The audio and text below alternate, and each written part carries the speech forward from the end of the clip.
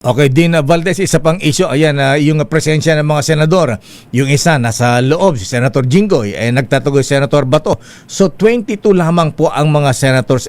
Yung bang dalawa, ayan, isa na lang kasi hindi na sisipot yung isa dahil nagtatago nga. Si Senator Jinggoy, pwede bang maging umaten, Senator Judge, sabi nga ni Senator Ping, Senator Judge by day and detainee by night. Pwede ba yun? Pwede bang i-require na, Senator Jinggoy, labas ka muna, attend ka ng impeachment trial. Pwede ba yon? Ang tingin ko dyan, Kuyang, is yung sinasabi kong living constitution. Opo. Titignan mo yung social norms Mhm. Ano ba ang value ng ating bayan ngayon? Yung bang taong bayan gusto nila yung nakakulong na mag-participate sa proceedings. Mhm.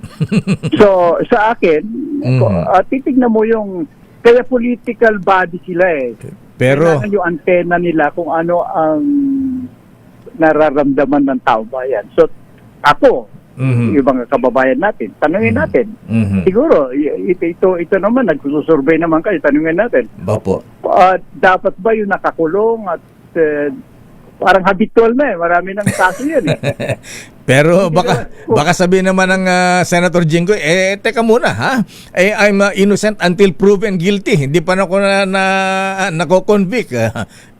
Kung i-assert niya yung right niya naman na umatid ng trial, ayan. Pwede ba ito? Yan mag-i-argue niya. Ba't ang taong bayan na mag-decide kasi it becomes a political question. Yung reasonable doubt na yan, it's a more illegal legal question sapagkat marami kasi sitwasyon na nawawalang kasalanan nabibitay. So that's why yung ating yung naging kultura is mabuti pang ma-acquit ang isang daang may kasalanan kaysa patayin mo yung isang taong na mabuti pang mapatay yung isang daang may kasalanan kaysa parusahan mo yung isang may kasalanan na walang kasalanan.